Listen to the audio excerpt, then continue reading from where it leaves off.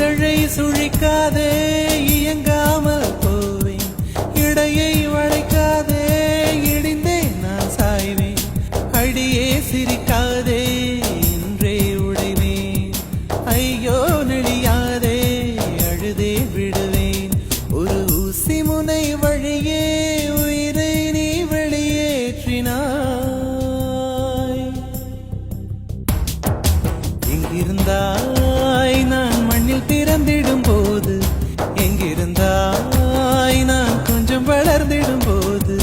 எங்கேயோ பிறந்தாய் அடி எங்கேயோ வளர்ந்தாய், இன்று என் முன்னால் நீயாய் வந்தாய். இதற்கென்ன அர்த்தம்? என் உயிரெல்லாம் சத்தம், அடி எனக்காக நீயும் வந்தாய்.